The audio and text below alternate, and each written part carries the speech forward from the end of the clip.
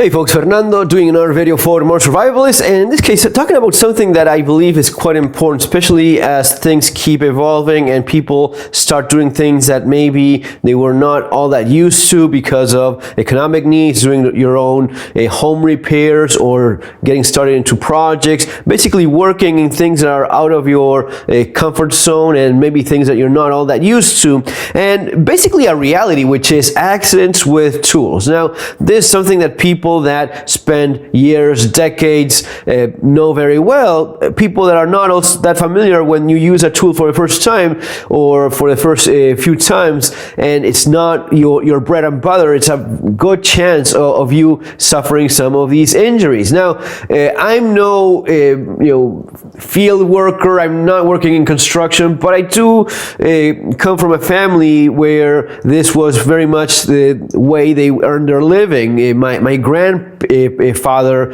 one of the first memories I have is sitting in my grandpa's lap. Very early memories. A small child, I remember my hand, and he would have his hand on top of mine, or I would touch his hand while sitting in his lap watching TV, and I remember his fingers because he was missing those two. He was missing part of those. He worked as a carpenter. He had a pretty successful business in carpentry, but he spent, decades working with his hands. And when you spend decades working with your hands, when you're tired, when your long hours get at you, there's a chance of you making one fraction of a second mistake and losing those fingers, right? That's simply a reality that people that work in that field know very well. Now, maybe that's not your reality, but maybe you pick one of these tools like my brother-in-law did this weekend and end up with an accident, even though he works in something completely different, nothing related to that, but he picked something like this, not this exact same grinder, but he picked something like this and had the bright idea of cutting a branch with one of those saw discs. I was just telling my wife, those things are the stuff of nightmares. I cannot think of anything that's as potentially dangerous as getting a powerful grinder like this and putting a disc that's specifically intended to cut wood with teeth. You have a disc intended for cutting metal, something like this. I use this to cut concrete, and the power of this sort of stuff is humbling. Now, if you use power tools, you have to be extremely careful. Use them only when necessary. At least that's my take. For example, something like what my brother-in-law had to do, cut a small branch. Use a small hand saw. Use something like this, right? Something like this, a little bit of patience. And another piece of advice. These are okay. This is much better. If you have to cut a piece of wood, something like this, even a large board or chunk of wood, it's going to be going through it like butter. Good tools are worth their weight in gold. I grew up with lesser quality tools, especially because my father was already of a different generation and was a hand laborer and so on. So tools were really not all that important, and you usually found more crappy stuff around the house. My advice, first piece of advice, is get quality stuff. Quality makes a huge difference in how easy that work is going to be for you. Sometimes you find good deals. Sometimes you find something that's affordable and still works pretty great. Usually with saws, you pay what you get, right? So keep that in mind. Number 2 would be, don't use tools for things that are really not all that necessary. Using this to cut concrete, there's really no other way of shaping concrete with something other than this. Pretty much that's where you're at. When you have to do that, another important point, use all the safety measures that you can. For example, use eye protection. That's crucial. I lose my mind when I see people working in construction even. So these guys are doing that for a living, and they're not wearing any eye protection. Unless their boss is nagging them, they just say, that's a pain in the ass, it gets dirty, I don't see you well. Well, man, you're going to be losing an eye eventually. Boots, right boot for the job. Something like this is going to be protecting your toes. Something like this is protecting you from electric discharges when you're working with electricity. Even though you're not an electrician, maybe you may find yourself improvising some fix, something that needs to be done, but have the equipment so as to do that safely. safely. I'll leave the links below as I usually do. If I find anything related to this, good boots. Those are Caterpillars. Those are quite good. Those are safety boots intended to protect you from those electric discharges, steel toe boots has to protect your feet from, chainsaws. Chainsaws are one of those things that, I mean, the amount of people that get injured with chainsaws is insane. Chainsaws, something like this can be quite dangerous. Like my brother-in-law, he had to cut a branch and he used one of those saw discs, slipped, went through his arm, and he came this close to cutting through his tendons. He started bleeding very bad, so he used his son applied a tourniquet. They ended up going to the hospital. My wife was just telling me about this. So all of these things, even if you're not in this line of work, may end up happening to you. So be extremely careful and avoid using tools that are way too powerful for the needs that you have. And if you have to do something specifically and it's gonna be a long-term job, get the right tool for it. Putting a saw disc in this thing is this stuff of nightmares for me. Especially something this powerful and potentially dangerous. Just because you can't do it doesn't mean you should.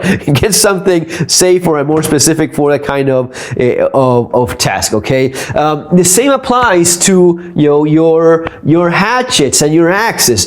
This is also something very common. People getting injuries. They just slip. They don't use there's a proper technique that involves mostly a lot of conserving energy, which after a serious disaster or crisis, you don't want to get all that tired. Maybe you want to conserve as much energy as you can, and most of all, you want to avoid as much injury as you can avoid. So using the right techniques, standing properly, being careful with that, not hurting yourself and not hurting others. This is all very, very much important. If you do things right, you can to a great extent avoid most of the accidents. No one has any guarantees. This is like with firearms and accidental discharges or negligence. That's an entire topic of its own.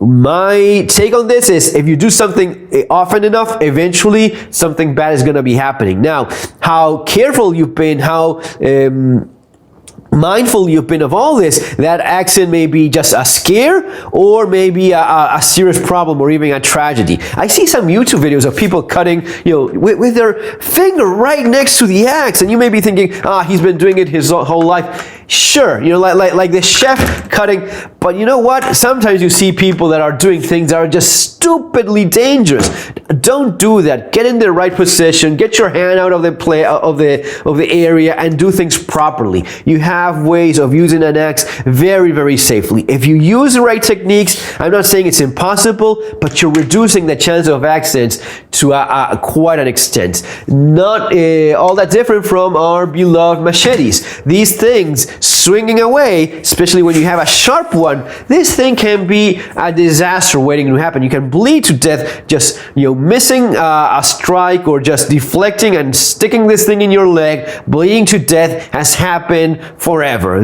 Same with an axe, just deflecting because of not chopping into the piece of wood, and you end up with an axe or a machete stuck in your leg. Avoid that as much as you can. Use proper techniques, striking away from your body, making sure nothing is around you. If you're tired, don't use tools. If you're drunk or under the effects of drugs or medication, don't use tools either. So all of these things go a long way. You add up on these and you avoid some of the more common mistakes. Now, you're going to be watching this one and say, hey, that's pretty brand new. Yes, it is, because I haven't even used this once in my life.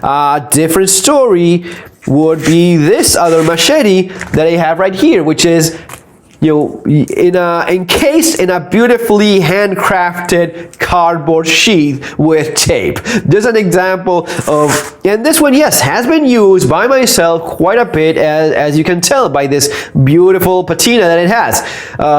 Handle made by myself as well. I wanted something a little bit larger because this small handle was not quite my taste. Anyway, this is a machete that I've used for a very, very long time in different countries throughout the years. the lanyard, this helps you quite a bit. If something happens, you avoid having this stuck on your foot. And you sometimes see guys that work their entire lives with machetes. They're using just sandals, man. And go to Brazil, where these are in the hand of every kid when they're born. They just come out of their mothers with a machete in their hands. So, I'm exaggerating a bit, but really, these are the things that people use all the time. And that's how you see many accidents as well. Now, granted, some people are just so used to it that they go in shorts, barefoot, using a machete. You see this in some of the Aboriginal communities. They have no safety equipment. Is that a good idea? I don't think it is. Use as much precaution as you can, because in your case, there's a good chance that, especially if you're not used to it, there's even a greater chance of you suffering an accident. Even if you are used to it, it just takes a fraction of a second of you being tired or bad luck or whatnot, and this could go very wrong for you.